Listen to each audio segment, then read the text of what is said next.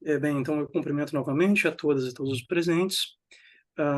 Nós estamos começando aqui a nossa segunda sessão, propriamente, não é, do Simpósio de Fenomenologia Husserliana, e nós vamos ter agora especificamente falas na nossa língua, não é? Na sessão da manhã de ontem a gente teve falas internacionais, não é? Basicamente em espanhol, mas agora a gente vai estar, talvez, num terreno um pouco mais linguisticamente acessível, e teremos três contribuições de universidades nacionais aqui para a gente. Temos a contribuição do Daniel, da USP, não é? Na sequência, temos a contribuição da Alice, da UFMG, Alice Serra, e teremos, na sequência, para conclusão, a contribuição do Carlos Tourin, da UF.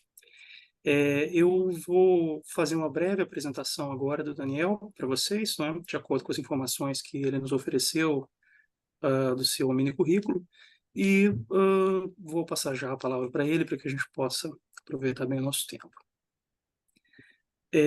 Bem, o nosso convidado, me dê um pequeno instante para acessar o ponto certo do nosso caderno, é Daniel Guilhermino. Ele é da USP, não é, como eu disse a vocês. Atualmente está em vias de concluir o seu doutorado, não é, na USP, sob fomento da FAPESP. E ele cumpriu, nos tempos mais recentes, estágios de pesquisa tanto nos arquivos Russell de Leuven, não é, a primeira unidade da instituição, quanto na Universidade Carolingia de Praga. E ele tem aqui entre as suas atividades também como destaque a fundação, não é? Ser membro fundador de um grupo de estudos de fenomenologia da USP, chamado, interessantemente, GFEM também, não é? Mesmo nome, pelo menos do modo de pronunciar, de um grupo dos arquivos de Köln, não é? Da Jagna Purgênica. Não sei como vai E, ser, não, né? gente, cuidado com o áudio, por gentileza. E ele destaca, entre suas publicações, as seguintes. Uma delas pelo periódico Argumenta, que se encontra no Prelo ainda, que é Husserl's Critique of Lotze and its Relation to McDowell and the Myth of the Given. E uma segunda, também em língua inglesa, que é Husserl and Sellers on the Problem of Epistemic and Categorical Giveness, que foi publicado já no ano anterior na Ecstasis.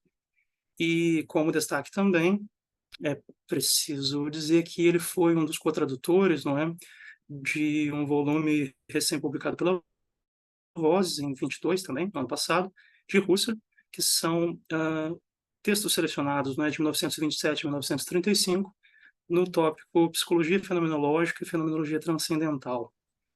E Daniel vai trazer para a gente agora uma fala que é titulada Uma Maneira de Pensar Ilusória, verdadeiro e o Verdadeiro Thaumatzen, Husserl e Lotze sobre Pensamento e Realidade.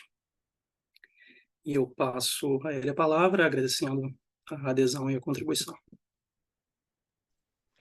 Obrigado, Flávio. Quero cumprimentar, então, todas e todos presentes. Agradecer, né, pelo convite, pela presença.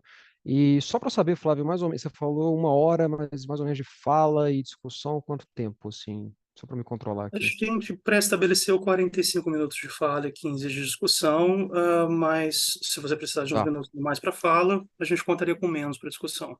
Eu acho que dá. Eu vou abrir o documento, aí eu vou sair, eu vou perder vocês de vista. Então, qualquer coisa, Não, só me chama no áudio que eu retorno. Tá bom? perfeito. Então é isso, gente. Eu agradeço, né? A minha contribuição vai é, mexer aí nessa relação do Russell com o Lotze, que é uma relação muito rica, né? Tem muita coisa para ser explorada. A gente já passou de uma época em que na literatura secundária explorava-se muito e tão somente a herança da interpretação da doutrina das ideias platônicas do Lotze, né, que Husserl herda, né, e chega no Frege também, mas hoje a gente já está explorando outros aspectos, né, então eu vou, de acordo com o que o tempo aqui permite, também explorar um aspecto bem limitado, né, que tem a ver com a formulação do problema do conhecimento pela fenomenologia, né? Que é uma, o Russell fala, né? Eu vou falar isso na minha apresentação. Russell fala que é uma revaloração, ou se vocês quiserem, uma transvaloração, né? Ele fala de Umwertung, né? Do problema do conhecimento. E isso se dá tendo como contrafigura Lotze, né? É mais ou menos isso que eu quero mostrar aqui para vocês. Então, eis como Russell introduz lá no texto da ideia da fenomenologia em 5 lições, em 1907, né? O problema do conhecimento, tal como ele aparece para o primeiro nível da reflexão filosófica, né? Então, é o iniciante, né? E aí a formulação do problema é, cito Russell, né? Como pode o conhecimento estar certo da sua conformidade com as coisas que são em si mesmas, de alcançá-las? O que as coisas em si têm a ver com os nossos movimentos do pensar e com as leis lógicas que os regulam? Elas são leis do nosso pensar, leis psicológicas, né? Então, essa é a formulação. Tem o transcendente lá, o imanente aqui, né? Como que ambos concordam, né? A gente vai denominar essa formulação do problema do conhecimento como teoria padrão do conhecimento. É o nome que eu dei, né? Teoria padrão do conhecimento.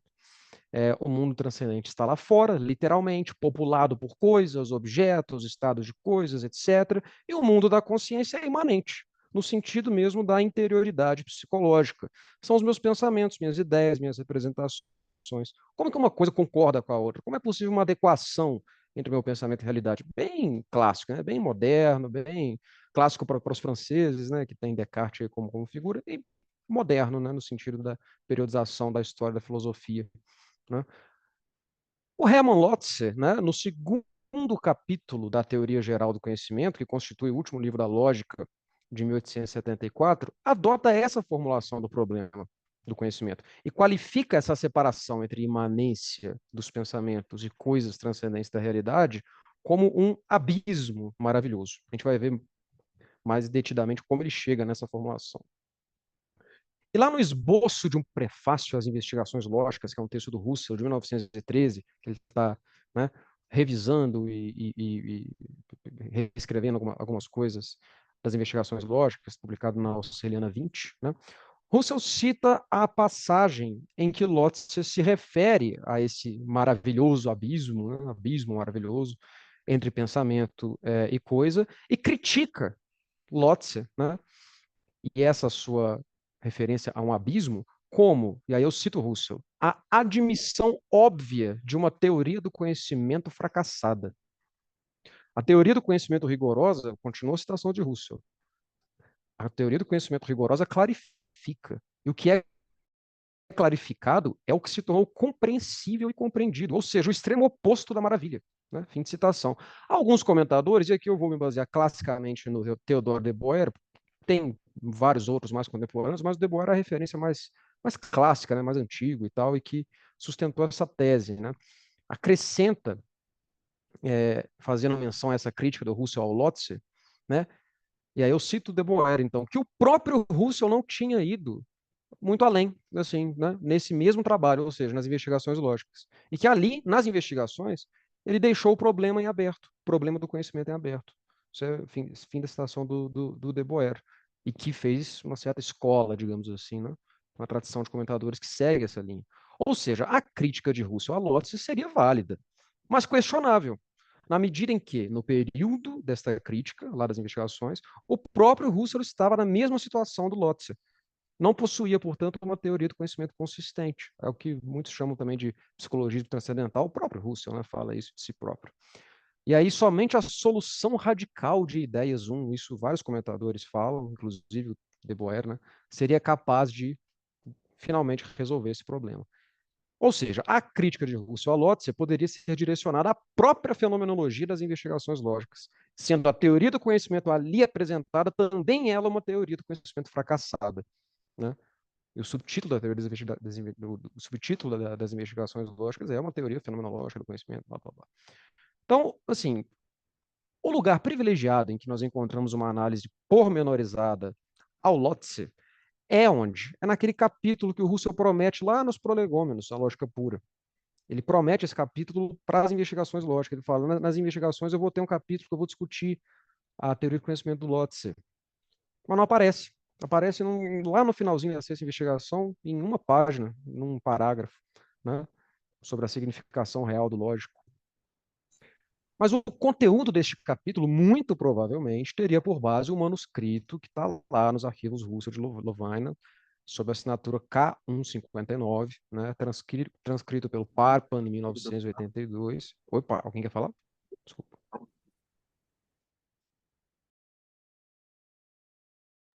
Já foi mutado, Daniel. Deve ter sido só uma intromissão de áudio. Em Intromissão princípio, a de gente áudio. só admite as falas depois da conclusão mesmo. A gente pede para as seguir. pessoas. Desculpa, o que houve? A gente pede para as pessoas desligarem o áudio quando entrarem na sala, fazendo favor. Sim. Pode continuar, Daniel, fica à vontade. Mas não perdeu nenhuma parte da minha fala, não. Posso? Tá bom. Não.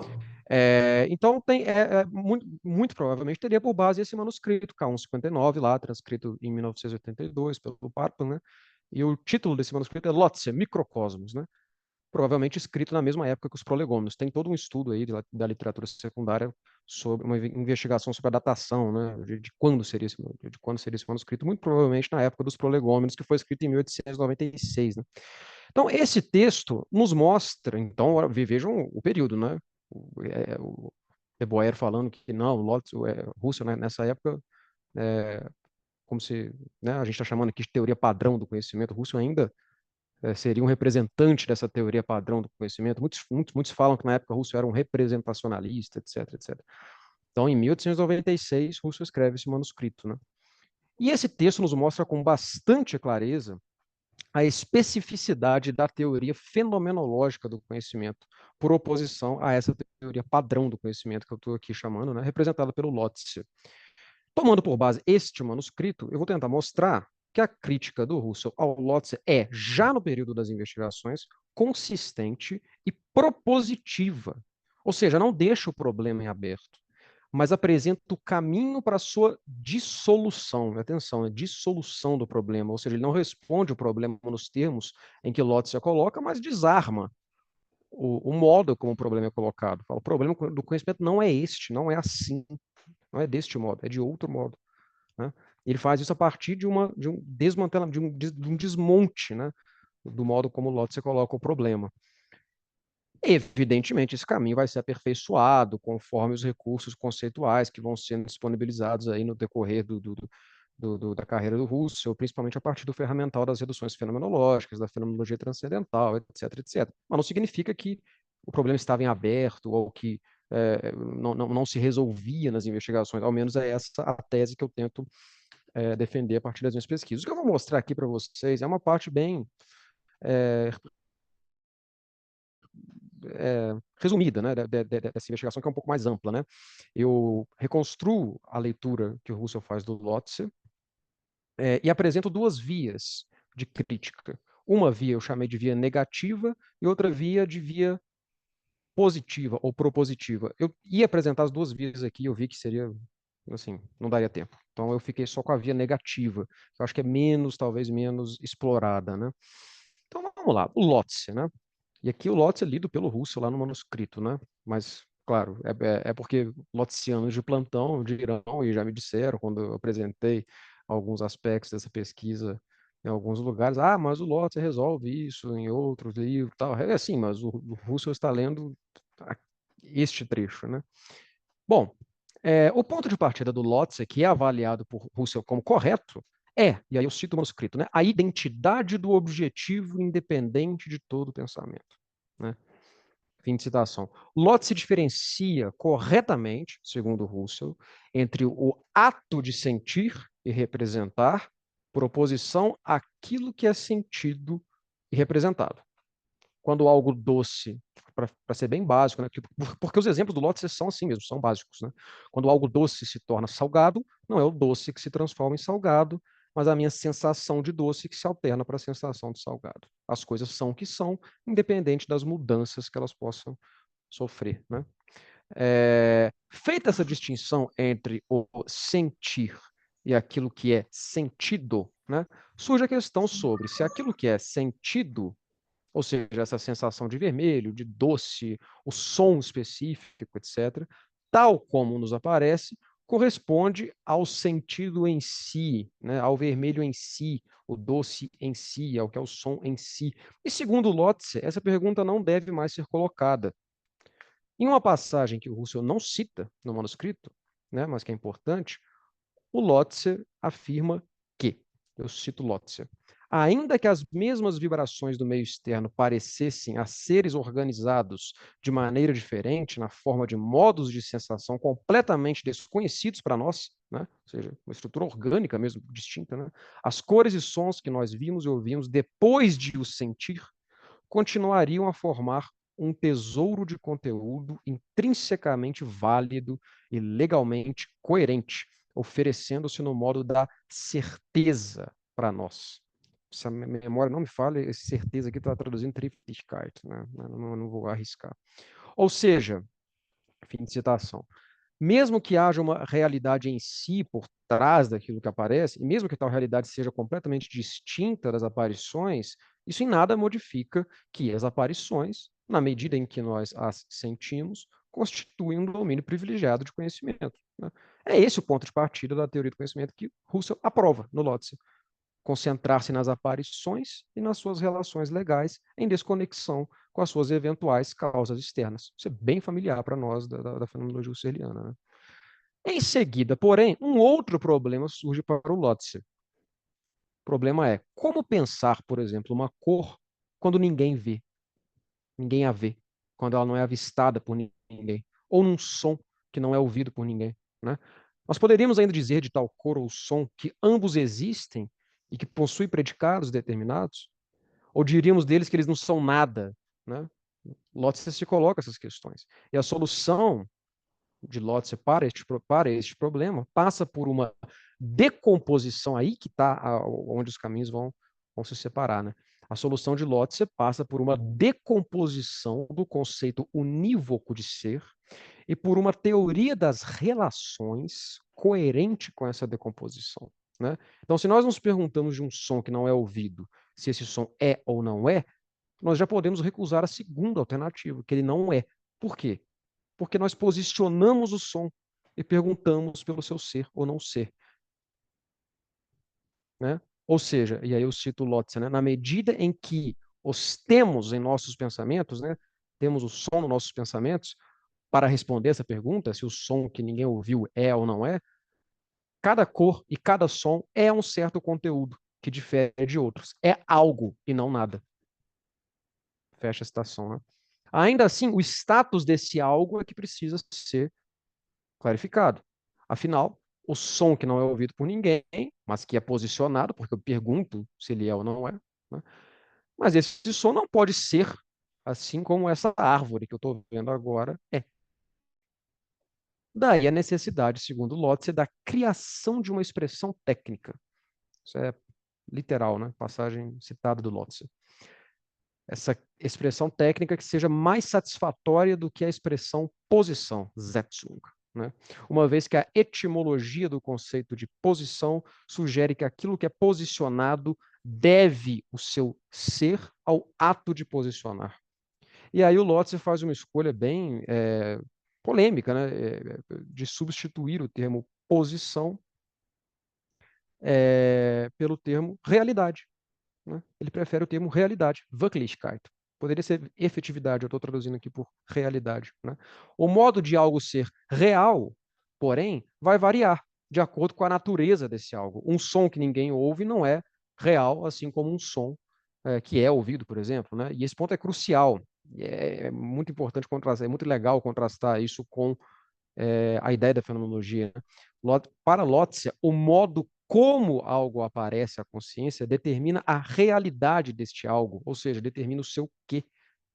Para o Russo é o contrário, né? Se ouço algo, o algo ouvido é diferente do ponto de vista do seu quid, do seu algo que não é ouvido, né? Ou seja, dentro desse universo daquilo que pode ser dito real, né, da realidade aí do Lotze, né, da Wirklichkeit, nós temos modalizações. E aí o Lotze vai apresentar as diferentes modalizações. Uma coisa é. Eu posso falar de uma coisa que ela é. O ser, então, é exclusivo à coisa. Um evento ocorre ou acontece, né? Uma relação subsiste e uma proposição é válida. A teoria da validade da proposição é a reinterpretação da teoria das ideias do Platão, do Lotze, né? Então é isso, né? O resultado é a introdução da nova terminologia possui uma contraparte ontológica e a realidade é classificada de acordo com o modo de aparição à consciência, né? Então, para a gente ficar com o exemplo do som, enquanto uma representação, o som é um evento na consciência, né? Ouvir, passou. E, portanto, o seu modo de realidade é aquele da ocorrência, aqui no caso um som ouvido, né? Mas nós podemos fixar este som enquanto um conteúdo. E aí ele não é mais um simples evento que ocorre, que passa. Por outro lado, ele não se transforma em uma coisa que existe. Ele é agora um conteúdo que possui validade, né? E aqui surge a tal da reinterpretação lá, a doutrina das ideias, que o Russell aprova, e no manuscrito ele fala, eu posso citar essa reinterpretação da doutrina das ideias de Platão na íntegra, como se fosse minha própria, para consolidar de tão correta que ela é. Isso está no manuscrito, né? Com essa teoria do Lotze, não a teoria não me refiro agora a essa teoria da validade, mas a essa nova essa teoria das relações, né, que uma coisa é, um evento ocorre, uma relação subsiste, uma proposição é válida, né? Com isso, nós podemos, com base na mera representação, ou seja, em abstração da realidade da coisa, né, fixar leis de relação entre conteúdos. Por exemplo, eu posso dizer de um som, mesmo que ninguém o ouça, que ele possui, por definição, uma intensidade, uma altura, um timbre, ou de uma cor que possui um matiz, uma tonalidade, que vem sempre acompanhada de uma extensão. Olha a terceira investigação aí, né? O ponto de partida que o Russell aprova aí no Lotze, né? Isso tudo nós podemos afirmar da realidade de conteúdos proposicionais, mesmo desconsiderando a sua própria existência. Isto é, mesmo sem a sua singularização por parte de uma coisa. Então você vê que aqui está bem tributário da relação de validade, né? Que o Russell aprova, né? Bom, tendo distinguido a realidade específica, a coisa, que unicamente pode ser dita existir, e a realidade específica, a proposição, da qual dizemos que possui validade, e tendo nos alertado para não confundir estes dois sentidos, ou seja, não vamos dizer de um conteúdo proposicional que ele possui a mesma realidade de uma coisa. A proposição vale, a coisa é, né? O Lotze nos apresenta um problema que, segundo Russell, não deveria se seguir de suas premissas. Vamos ver a formulação deste problema pelo próprio Lotze, né? Aí eu cito. Consideramos evidente que o conteúdo das múltiplas percepções e aparições deva estar de acordo com pontos de vista gerais e ser tratado de acordo com as leis gerais, de tal forma que nossas conclusões realizadas de antemão coincidam a seguir novamente com o progresso dessas aparições. Mas que isto é assim e que existem verdades gerais que não são elas mesmas como as coisas são, né?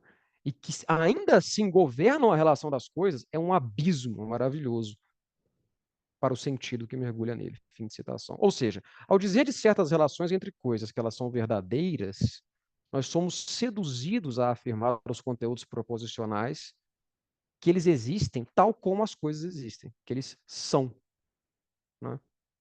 Mas que as relações entre as coisas no mundo correspondam às relações entre conteúdos proposicionais na consciência, ou seja, que relações de ser entre coisas correspondam a relações de validade, para Lotze é um abismo, né? É o problema da significação real do lógico, né? É basicamente isso, compreender como que relações de validade correspondem a relações de ser, né? Apesar do abismo entre ambos, um abismo categorial, né? Que o pensamento é válido, a coisa existe, eles concordam, pois observamos com frequência que a coisa corresponde ao pensamento. Isso com frequência é importante, porque o Russell vai falar, é engraçado, né? O Lotze se concentra muito nos casos em que as coisas correspondem, né? Mas tem casos em que não correspondem. Enfim, Russell apresenta duas vias, né? Como eu disse. A primeira é uma via negativa, é a única que eu vou ter tempo de apresentar aqui, em que ele recusa os termos nos quais o problema é colocado e dissolve em um pseudo-problema. A segunda, ela é mais propositiva, né? Eu não vou ter tempo de apresentar aqui, e está um pouco explorada naquele artigo, mas sairá em outros trabalhos também e tal. Russell aceita o problema nos termos do Lotze e mostra que ele nos leva ao contrassenso. É a argumentação apagógica, né? Redução ao absurdo, bem característica do Russell desde filosofia da aritmética, né? Então aqui eu vou apresentar a via negativa. A crítica do Russell, então. Russell é direto com respeito a essa perplexidade do Lotze diante do suposto problema. E aí eu cito Russell, né? Citação do manuscrito.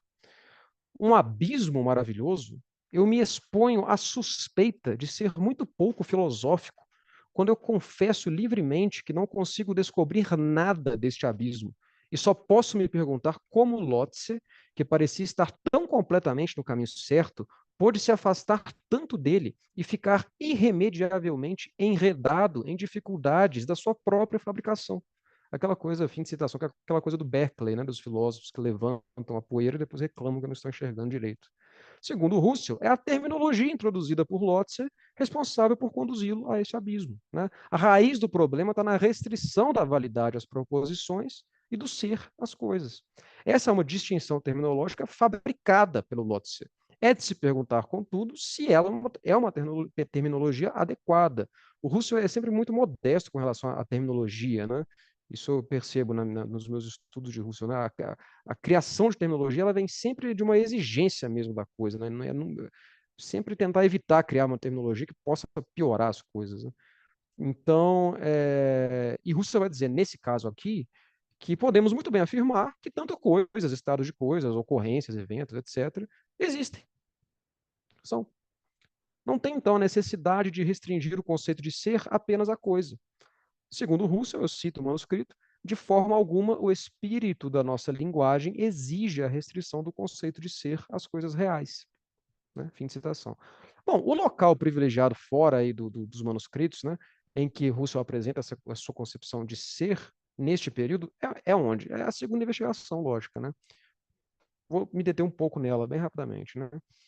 Ali, o Russell sustenta algumas teses. Eu dividi aqui. A tese 1 eu cito, objetos ideais existem verdadeiramente. Parágrafo 8, segunda investigação. Tese 2, também parágrafo 8. No interior da unidade conceitual do ente, ou, o que é a mesma coisa, do objeto em geral, reside uma diferença categorial fundamental, que temos justamente em conta por meio da diferença entre o ser real e o ser ideal, ser como espécie e ser como individual. Só a tese 2. E a tese 3, também nesse parágrafo 8, né? Essa distinção entre o ser real e ideal, que seria a tese 2, né? Então, primeiro, que o ser ideal, né? Objetos ideais existem. Depois, que ser real e ser ideal se distingue. Tese 3. Essa distinção entre ser real e ser ideal, eu cito, né, não suprime a unidade suprema, tradução meio, né, não suprime a unidade suprema no conceito de objeto, e correlativamente a da unidade categórica da proposição. Em qualquer dos casos, convém ou não convém a um objeto, um sujeito de uma predicação, né, qualquer coisa, um predicado. E o sentido deste convir universal, com as leis correspondentes, determina também o sentido universal do ser em geral, nomeadamente o do objeto. Fim de citação. Né? Ou seja, há uma unidade no conceito de objeto, e essa unidade é cindida por uma diferenciação fundamental entre objeto real e ideal, ou irreal, né, como dirá depois. Temos, portanto, uma unidade entre os conceitos de ente, ser, objeto. Né? E essa unidade, vai nos dizer Russell, né, ela é correlativa à unidade categórica da proposição. E é aqui que vai entrar o conceito crucial de significação, que é o correspondente husserliano para a validade, lá, para a proposição que vale do Lotze. Né? E nós sabemos, no parágrafo 31 da primeira investigação, o Russell define a significação como o conceitual e real, que não se identifica às coisas particulares reais nas quais ele se singulariza. Né? Então, enfim, não vou entrar muito nisso, senão a gente vai para outro caminho. Mas objeto, ente, significação, ser, há uma unidade entre todos esses conceitos. Né? E aí nós temos o platonismo do Russell. Né? E o platonismo nada mais é do que a tese de que o objeto é sujeito de predicação verdadeira possível. Né?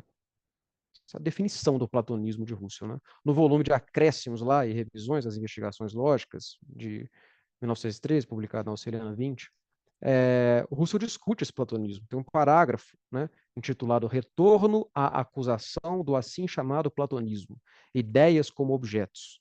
E ali ele escreve, cito o Russell, né, toda lógica terminaria se o conceito de objeto não pudesse ser compreendido de modo tão amplo como essa equivalência o exige, se, portanto, também ideias não pudessem valer como objetos. Fim de citação.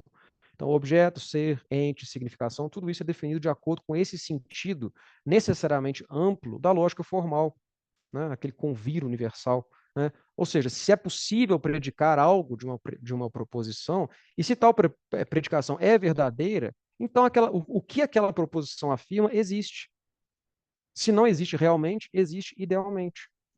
Há, portanto, uma correlação entre proposições verdadeiras e ontologia. Ontologia aqui entendida no sentido mais básico de teoria dos objetos, que é como o Husserl estava entendendo nessa época. Né? Claro que a coisa depois avança. Né? Então, assim, os objetos ideais existem verdadeiramente. Eles são espécies universais. É lá no parágrafo 8º, lá da segunda investigação, que é onde eu pincei essas teses, né? Russell apresenta argumentos que poderiam ser direcionados contra esta concepção que ele apresentou e expõe um ponto de vista diametralmente oposto ao que eu acabei de apresentar, que é o dele. Né? Vejamos como é que é esse ponto de vista. Aí eu cito Russell. Né? Se as espécies não são nada de real e nem são nada no pensamento, então elas não são nada, em geral. Como é que podemos falar de qualquer coisa sem que, pelo menos, isso estivesse no nosso pensamento? O ser do ideal é, por conseguinte, de forma evidente, ser na consciência. De novo, é como se o opositor fictício do Russo tivesse, né, falando, não tem isso de ser real e irreal. É ser imanente na consciência e ser transcendente fora da consciência. O ser do ideal é, de forma evidente, ser na consciência. Por isso, chama-se com razão conteúdo da consciência. Em oposição a isso, o ser real não é precisamente um mero ser na consciência, um ser conteúdo, mas ele é sim um ser em si, transcendente, fora da consciência. Fim de citação. Em seguida, ele acrescenta, o Russell, não queremos nos perder nos caminhos equivocados dessa metafísica. E o título desse parágrafo 8 é Uma Maneira de Pensar Ilusória, que é o título que eu usei para minha fala. Né? Que maneira de pensar é essa? Do Lotze. Segundo a qual há uma imanência, aquilo que está dentro da consciência, de modo quase literal, é uma transcendência que está fora. Né? O ser real estaria no mundo, fora da consciência. Tudo aquilo que não é real está no pensamento, na consciência.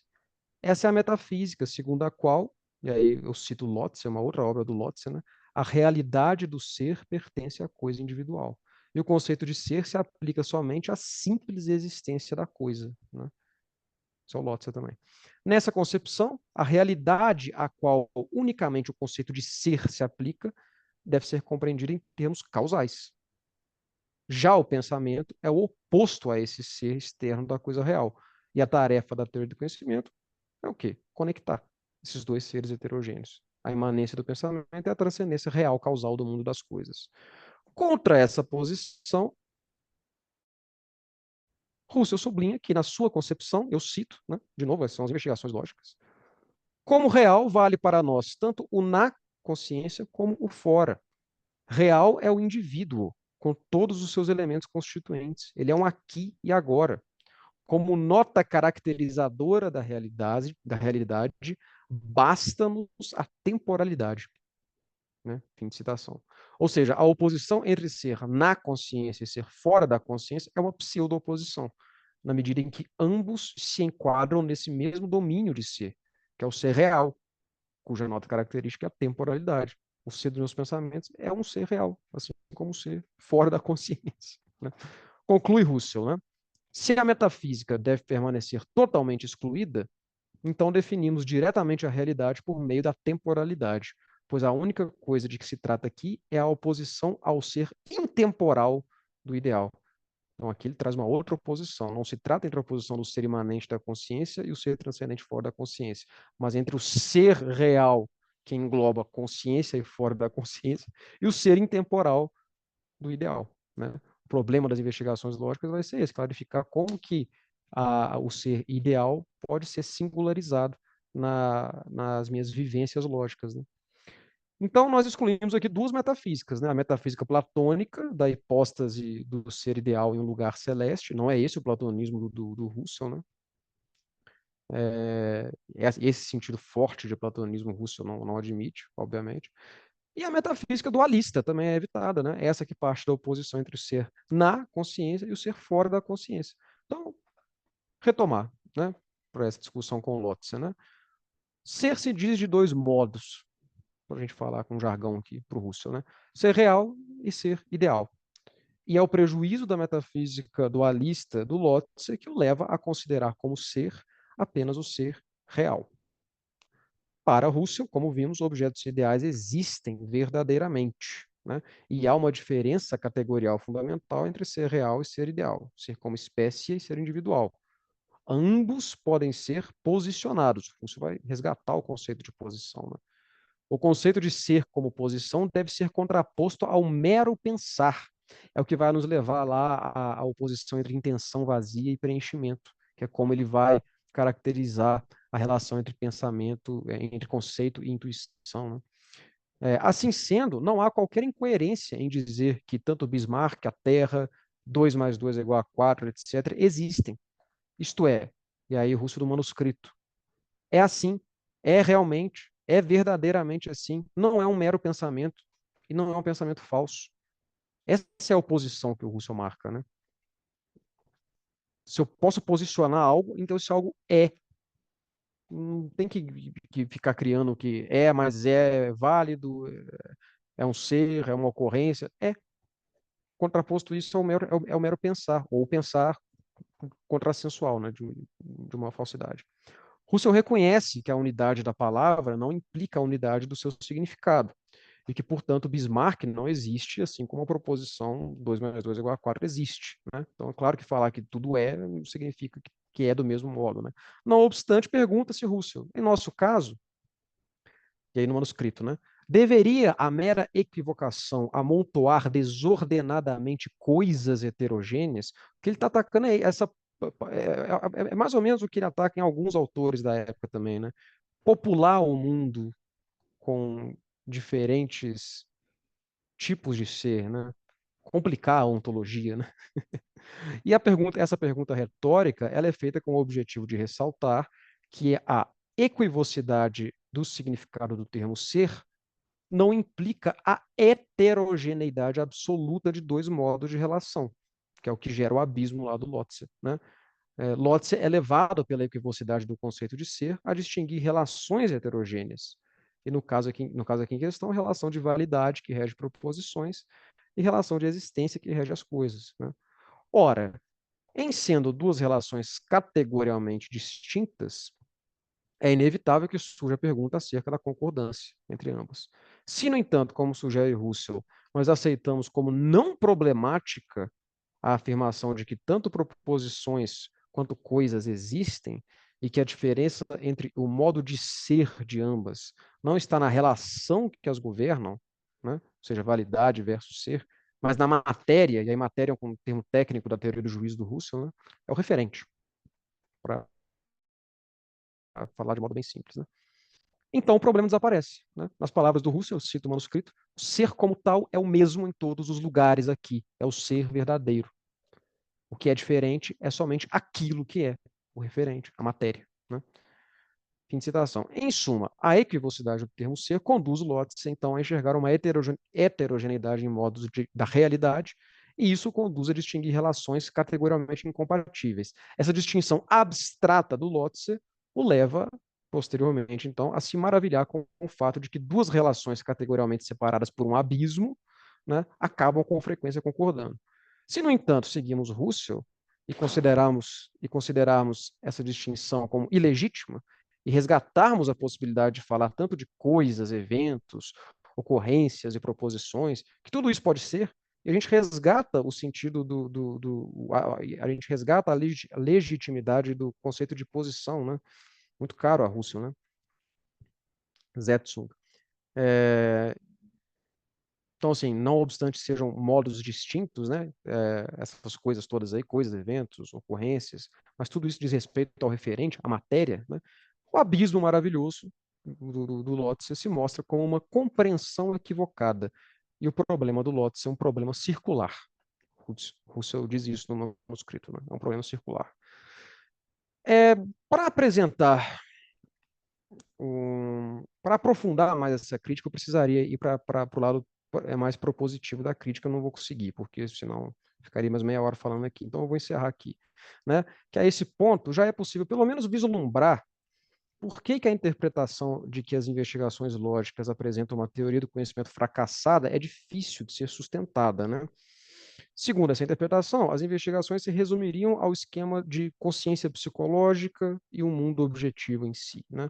Mas essa é justamente a interpretação que o Russell critica visceralmente no Lotze, né?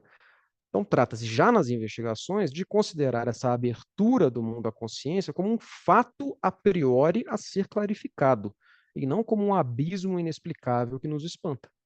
É esse o ponto de partida lá do primeiro nível da consideração fenomenológica, de 1907, que vai ser tomado como nível do principiante, né? E que nos conduzirá à verdadeira forma, depois, né, da problemática do conhecimento. O Russell parte do principiante, né, para chegar à verdadeira problemática, a verdadeira forma do problema do conhecimento. Como vai nos dizer Russell, né, eu cito a ideia da fenomenologia, é fácil falar da correlação. Muito difícil é tornar claro o modo como o objeto do conhecimento se constitui, né, no conhecimento, né? E é este, portanto, né, o problema do conhecimento. E não esse problema da conexão, né, entre imanência e transcendência e tal. E essa forma do problema do conhecimento é um desdobramento do caminho aberto pela clarificação do conhecimento nas investigações que partiu da crítica a Lotze, né? Então é interessante ver a origem dessas coisas, né?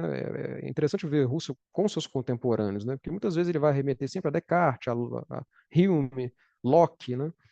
Mas o interlocutor ali era o Lotze, né?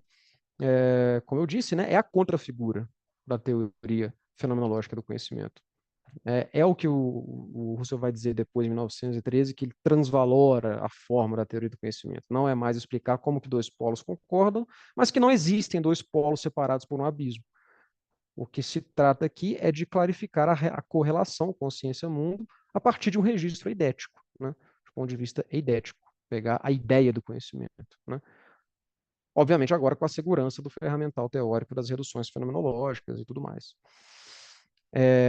Bom, gente, é basicamente isso que eu queria trazer para vocês aqui, porque essa relação Russell-Lotze, ela, em geral,